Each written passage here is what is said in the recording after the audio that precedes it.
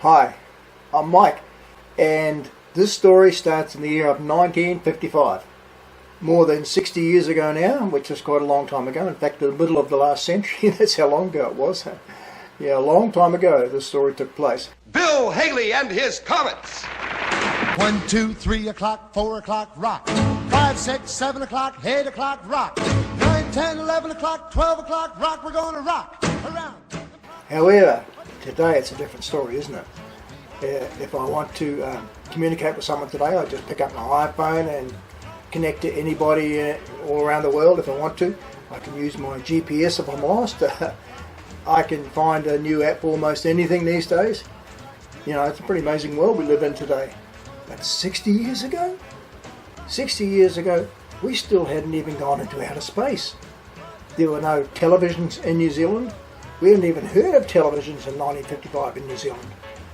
And as a young man approaching my teenage years in 1955, if I wanted to contact someone, I just couldn't pick up my iPhone. No. If I wanted to contact one of my friends, I had to use the home phone, and I had to wait sometimes up to an hour or 2 hours, even just to use the home phone. I had to wait sometimes 2 hours, and I'll explain why. And as far as phones go, we were on what was known as a country party line because we lived in the country. And what happens was there was a phone line coming along like this, and there were 6 houses coming off the same phone line. There were 6 houses on the same phone line. So if you wanted to use the phone, you were no different to the other 5 houses. You wanted to use the phone, so do they want to use the phone. But we all had the same phone line. So you would pick the phone up and you would say working. And if there was somebody on the phone, they'd say, yes, working. And so you put the phone down and you wait and pick it up 10 minutes later, working, yes, and yes, working. So you put the phone down because somebody else was on the phone line. And when they were finished their phone call, they would give a little ring with the handle on the side of the phone. And you would hear this ring and you'd rush in because they had just rung off. They had just finished using the phone. So you'd pick it up, working, and if somebody beat you to it because there's 6 houses on the same phone line, everybody's waiting to use the phone. Working, oh yeah, working. So you have to wait until people rang off. Not only that, but we all had our own individual phone rings. Ours was short, long. If you heard a short, long ring on the telephone, it was our phone number. The neighbours was long, short, long, and so forth. And so you had to really be attentive to listen to those rings to make sure it was your phone. Sometimes you would pick the phone up, yes, yeah, hello. Oh no, wrong phone number because it was the wrong ring. You misunderstood the ring. And it was hilarious, man. It was very tedious and hilarious using those old phones, believe me. But today, well, it's an instant world today, isn't it? If you don't get your hamburger within 2 minutes at McDonald's these days, it's like, what is going on here? If we have to stop for a red light for 30 seconds, it's like the whole world starts caving in, doesn't it?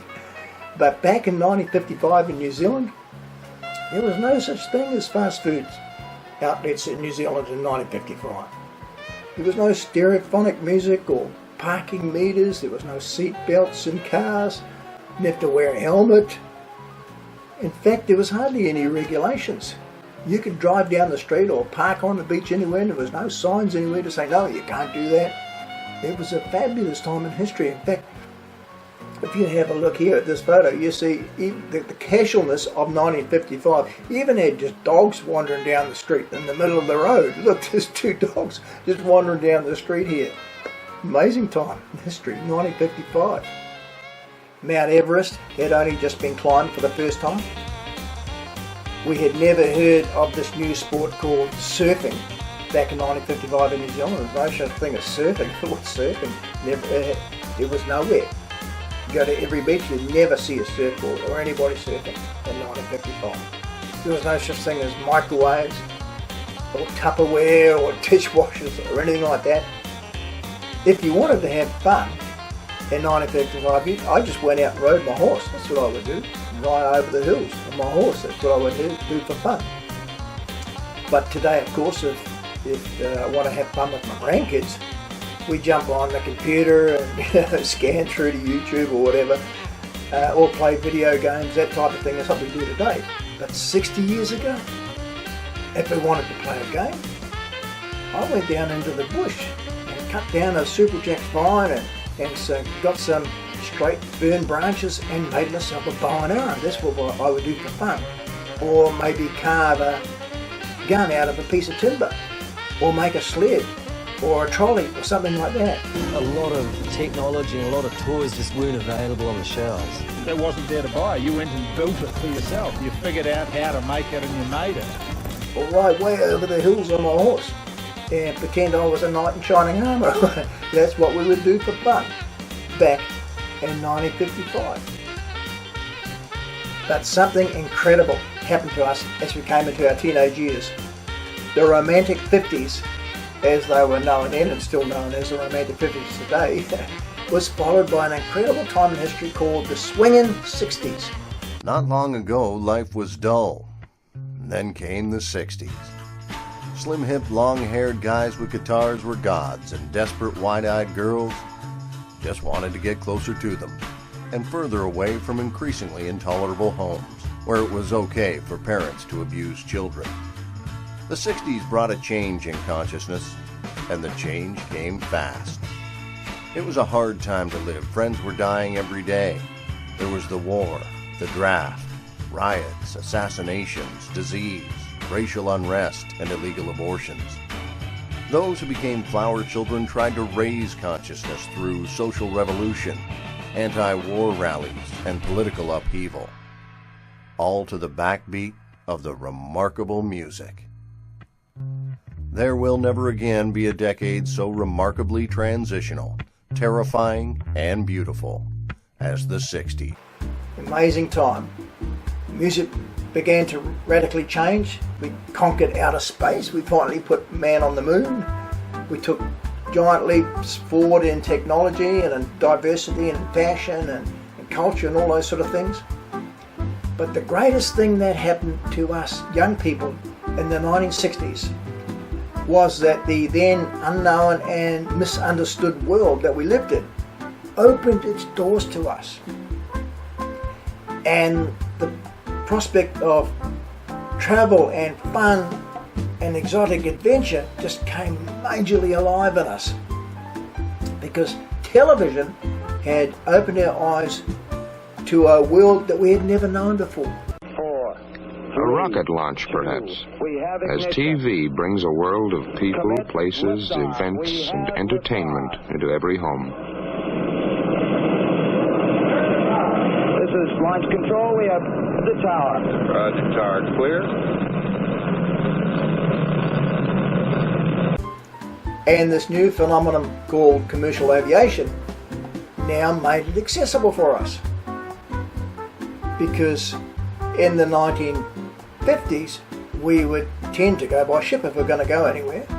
But in the 1960s, commercial aviation opened its doors to us. And the idea of flying overseas to a foreign country was now a real possibility. The scary, mysterious foreign world that we knew nothing about suddenly became very intriguing and exciting and inviting to us, and we now had the way to get there through commercial aviation. Fantastic. And this is a story and adventure that finds itself right smack bang in the middle of that cultural and political revolution of the late 1960s, early 70s that came about in that tumultuous time when there was an amazing, huge upheaval of rebellion, and there was an upheaval of revolution and intimidation, and all these things were happening in the late 1960s, early 1970s. It was a time of revolution.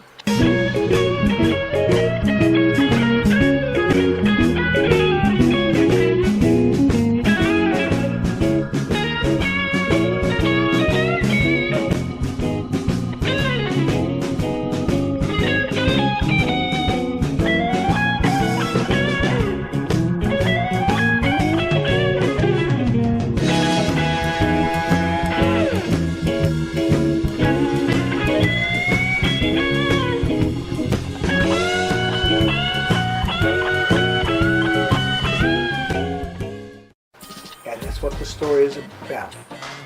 All the mystery and intrigue and the vast deserts of exotic adventure with all its fearful and euphoric unknowns. That's what the story is about. That's what lay ahead of us.